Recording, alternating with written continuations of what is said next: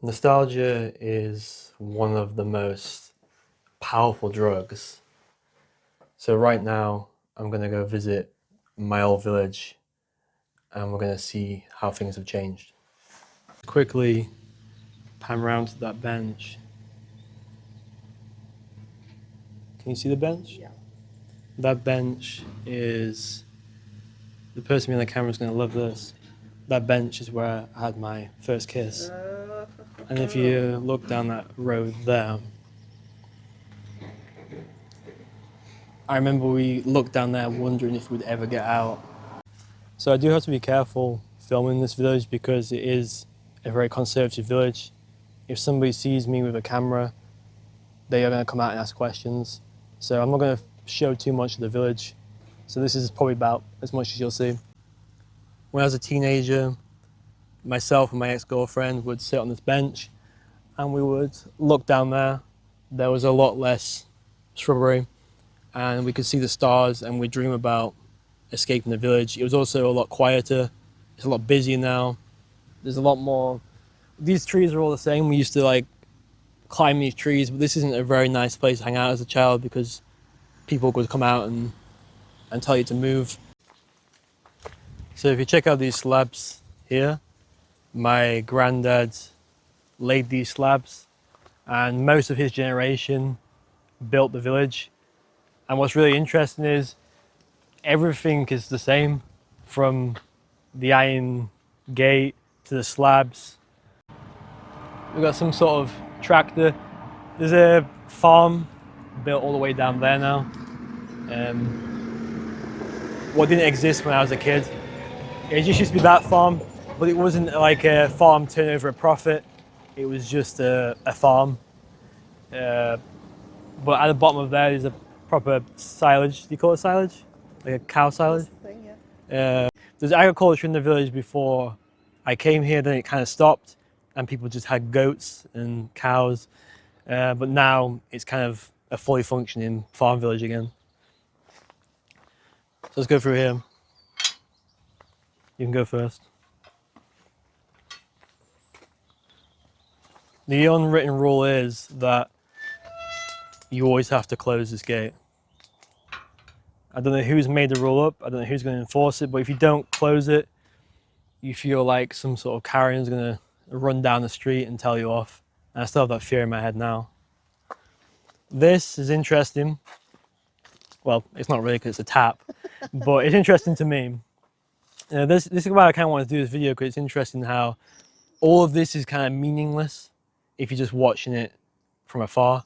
But to me, it means a lot. And if I was to ever have a dream and see this, just this like meter square here, it would just mean so much to me. But this tap, we used to drink from it because we were feral children. We used to have water balloon fights and we would be on different teams. And obviously if you're on my team, you'd win. So I have 4 generations of family in this cemetery. This is also a cemetery of tragedy, and we won't point the camera on the graves. Everybody thinks living in a village like this, you live in a blessed life, and you are in a way. It is a good place to live, but with that comes great isolation and also great tragedy. So this village has a lot of dark history and a lot of dark secrets, what don't ever really escape. And I find that quite fascinating. If you're ever traveling, you're going through a small village, just check out, like talk to people and see if you can uncover some dark history. But on the left, there are graves what belong to children. There are graves for people with accidents. And as you can see, there's actually a lot of space, and there is, there is a feeling of like, I should be buried here. You see there's so much space, and it's actually very rare you see somebody get buried here because all the population, even since the 90s, live very long here. So this is one of my oldest relations. I think this is 3rd generation. I can't remember how this person's connected to me, but when I was a kid, I used to come and water the grave. It was my job to come and water it. Back in the day, it was like proper flowers, but now for ease, and because there isn't really generations and families around anymore, people just use these like artificial flowers now. I'm gonna have to check. I don't know who that is to me, but it's somebody. And what's really interesting is my great granddad, who's around here somewhere over here, he used to talk to me about watering that grave, and now he's in the grave, and he was buried with his wife. His wife went first, and then he went second, because it's one of those old relationships where the husband can't survive without the woman, so they're sort of destined to be buried together. So this is my great granddad. I've got my great great great granddad somewhere either here, but I don't think so. I think it's over there, but we won't go too far into that. But that's, and then I think there's one more after that. Let's go over to the bench. So you can't really see, but if you just turn the camera, I don't think you'll be able to see him, but there's sort of a woman loitering about, and that, to a T, with a bullet, is what this village is like. I haven't been here I haven't been seen here for about 5 years, and I haven't really been socially in this village for maybe 7 years. So people don't really know my face anymore. And in this village, people are they just are so suspect of anybody, any outsider. Whatever you're doing, you shouldn't be doing, especially if you're younger. Why are the younger people in the cemetery? So it's a very, very stifling village in that sort of way. And if you were to walk by that woman, she'd be very pleasant to you and very nice. But at the same time, she would secretly want to know why you're here. But this bench is very interesting, because this bench only became a thing when I got older. When I was a kid, I never noticed it. Because it is quite a macabre place to hang out. We didn't really hang out here we actually were kind of scared. We'd like stay down there and just fill our water balloons up. But when we were older and we were a lot more gothic and we were trying to rebel against the village, we would come here, we would smoke, we would talk, and it'd just be pitch black. You couldn't see anything. So if you I don't know if you can see that house in the background. That house didn't exist, and that house next to it also didn't exist. It was just black. It was just black over these fields. There isn't any street lights down there, so it was just pitch black. And then someone would just be here and we'd just talk about, I mean, I've been sat here, I've spoken about the most deepest subjects to people.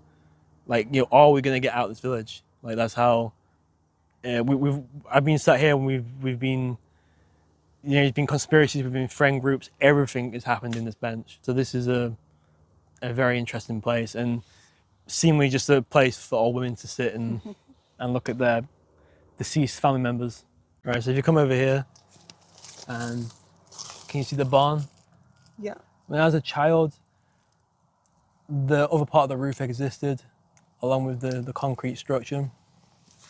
So what's interesting about this barn is, most interesting thing used to be a barn owl lived in there for, Lovely. it felt like 10 years. I don't know if owls even lived 10 years, but it was in there a long time.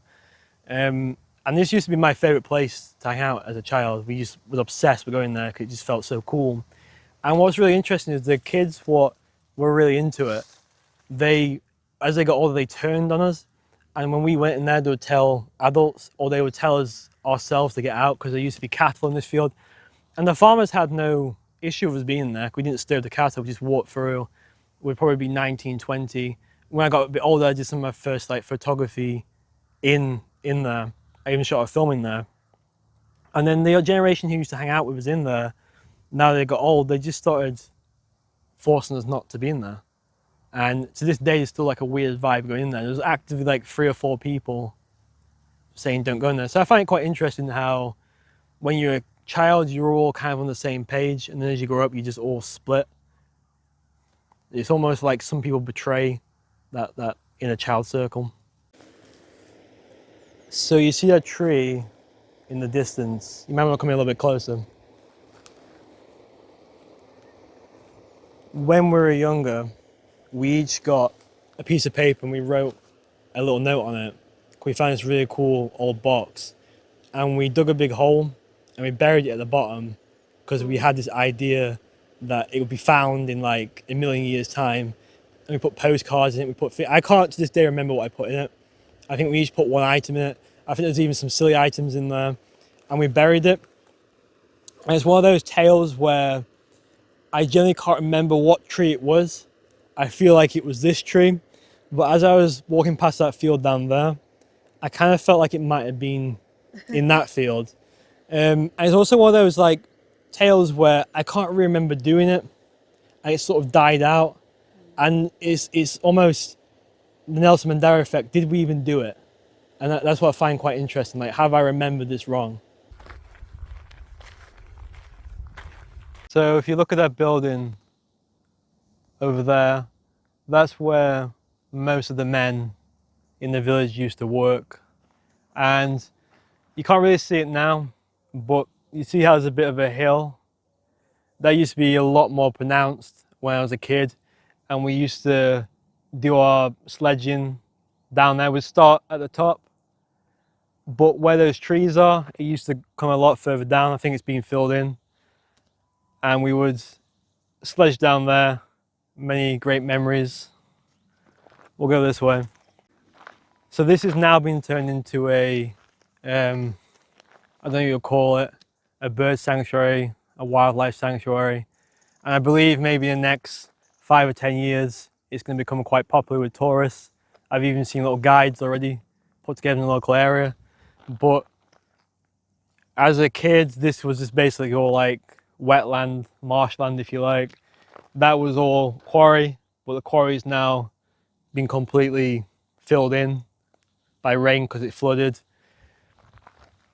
And I basically spent most of my childhood walking down this path here because there were only 4 buses every 2 hours from about 9 a.m. to 3 p.m. So if you wanted to go out with your friends, you had to walk down here 2 miles. So this dike connects to the River Idle, which if you point the camera that way, you can see how it sort of wraps around and it goes all the way down there. And before my time, canal boats would come down here. I don't know how they got past these bridges. They probably didn't exist. And you used to be able to get quite far on a canal boat. Now I don't even know if this connects to the actual, what me as a local calls the river bank. I don't know if it actually connects there, but then the River Idle then connects to the River Trent. And as a kid, we would try and bike down the side of it, and it was always a big adventure. And the woods, you can't see, oh you can actually, those woods in the distance, we would call the haunted woods. They were only for big kids. It was like a rite of passage when you were 14, 15, 16 to try and get to those woods. Spoiler alert, it's very hard because it's all just like wetland, dikes. So you have to go all the way down there for a couple of miles and sort of loop round. There's never anything exciting there. I think sometimes the older kids would set little witchy looking twigs up to try and scare us. But this is where, this place was, as a kid we would do, I never did fishing, but I'd come and watch the other kids fish. But it was kind of abandoned. It was just used as a walkway because there's never anything really to do down here. It was a little bit too open. As a kid, you kind of like being closed in. But what is interesting is when I was 19, 20 and we were coming of age and becoming adult, we'd come here a lot. The cool kids would smoke weed and drink alcohol, but usually in groups of 2, no more than 3, we would just come and we would sit here. Exactly. I actually remember one of the conversations I had with one of my good friends, shout out Ben, who lives in that direction. Not anymore, but his house was in that direction. And we just used to come here, talk about all the shit what was going wrong in the world.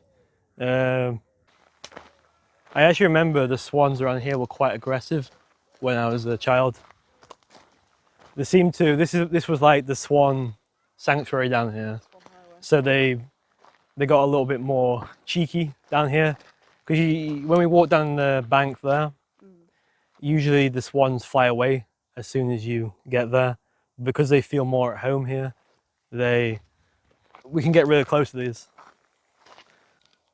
So on my left, on your right, there used to be a really cool train carriage which was used for transporting. It was so worn, the walls of it were collapsed, and we used to play in it when we were children. I even shot a short film in it.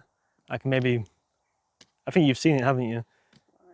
I don't remember that. Yeah. That sounds cool though. It's just one single car, and the nearest train track is about half a mile that way. I don't think it's been, well, the track, you can still see where the track is. It's a little bit like this road. People use it to walk their dogs, but I don't think the track's been around for maybe 100 years.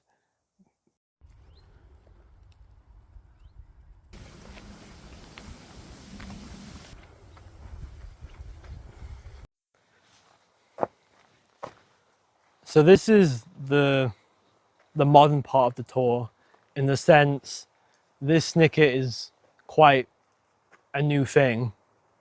It's existed for a long time, but in terms of all the other historical things in the village, like churches and cemeteries, this is fairly new. And this is what was most interesting when I was in my early 20s and I was about to leave the village, or my late teen years. We would come through here just as a walk, just as friends, just talking, and it was just a really good place to let steam off because there's just nobody down here. There's no adults. As time's gone on, there's been many, as there are in villages, urban legends of people walking down here. Soon you'll be able to see the end, and people seeing a guy at the end, and they've turned around and there's been another guy at the end. But if you look, it's not really possible to see both ends at the same time. So credibility to these stories, but they get passed around the pubs. But this is kind of, for me, where the nostalgia trip ends. Like, you have all these different parts of life, and this was kind of the last one. And I think what's interesting is when I come back to the village, I always come back to this side, and the childhood kind of side of the village is kind of gone. On my right, we have a manor house. We'll keep walking, which shows the wealth of the village. There is some extremely wealthy people in this village. You'll see a little bit of it in a minute. It kind of shows the extent of the wealth in my village. But I was working class growing up, so I was a working class kid growing up around middle class to wealth. There are people here who are also working class, and I would say the village is a mix, but primarily it is people who are wealthy. And that's very interesting growing up as working class around wealth, because it's kind of done two things to me.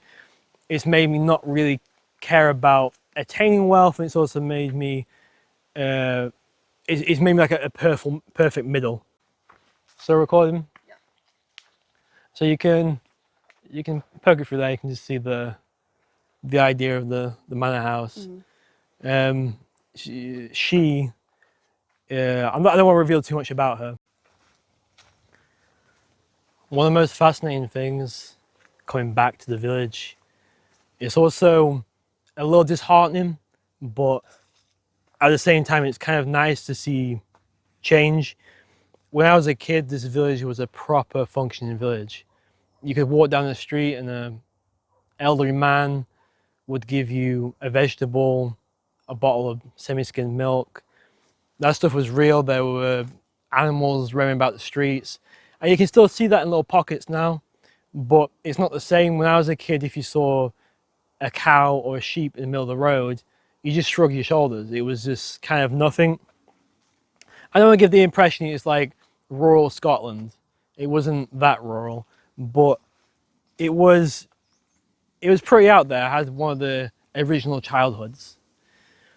Now you get people moving into the village from the cities, trying to get this village life, and it's really interesting to see them trying to recreate it, because not only has it died out, it only exists in very, very, very small pockets now. The people are 90 who can barely speak, they can't hear anymore.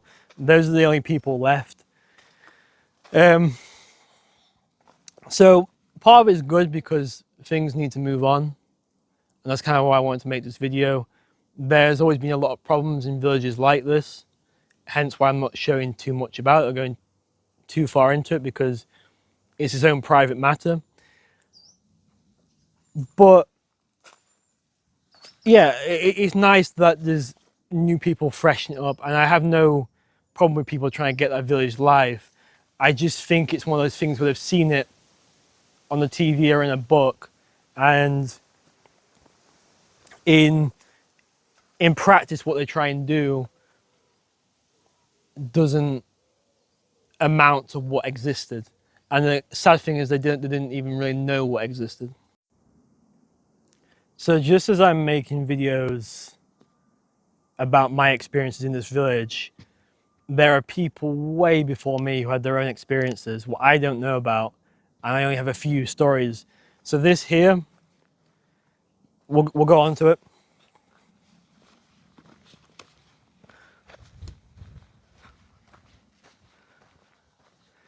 If you point the camera down there,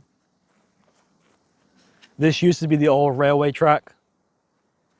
There's a slight bend that used to go around and connect to the nearby villages and then therefore the cities.